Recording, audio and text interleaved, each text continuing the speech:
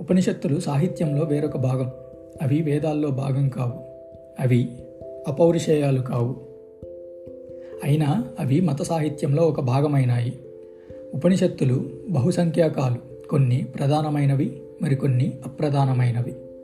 వేదశాస్త్ర ప్రబోధకులైన బ్రాహ్మణ మత గురువులకు ప్రతికూలంగా కొన్ని ఉన్నాయి. వేదాధ్యయనం అజ్ఞానానికి, మూఢత్వానికి దారితీస్తుందని ఇవి ఒప్పుకున్నాయి. చతుర్వేదాలు, వేదశాస్త్రం నిమ్నస్థాయికి చెందిన జ్ఞానంగా ఇవన్నీ ఏకగ్రీవంగా అంచనా వేశాయి.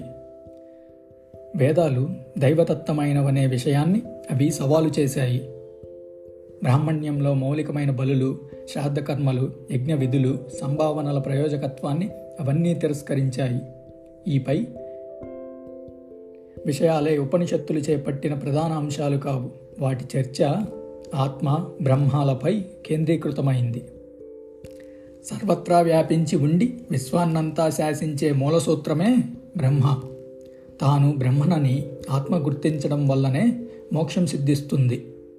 బ్రహ్మయే సత్యమని, ఆత్మ బ్రహ్మలు ఒకటేనని ఉపనిషత్తుల ప్రధాన సిద్ధాంతం. ఆత్మ బ్రహ్మమని గుర్తించుకోలేకపోతున్నది. దీనికి కారణం అది ఉపాధులలో చిక్కుకుపోవడమే.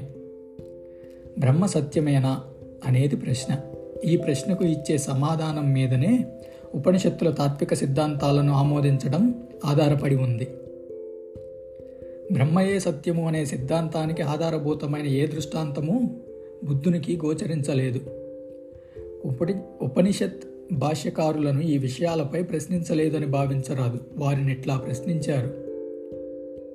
అటువంటి ప్రశ్నలను గొప్ప ఋషి బృహదారణ్యకోపనిషత్తులు రూపొందించటంలో గణనీయమైన పాత్ర వహించిన యజ్ఞవాల్క్యుడినే అడగటం జరిగింది.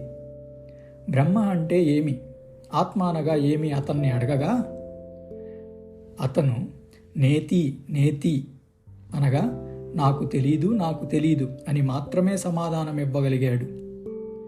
దాన్ని గురించి ఎవ్వరికీ ఏమీ తెలియనప్పుడు యథార్థం ఎలా అవుతుంది అని బుద్ధుడు ప్రశ్నించాడు. అందువలన ఉపనిషత్తుల ప్రతిపాదన కేవలం ఊహాజననీతమేనని బుద్ధుడు సునాయాసంగా త్రోసిపుచ్చాడు.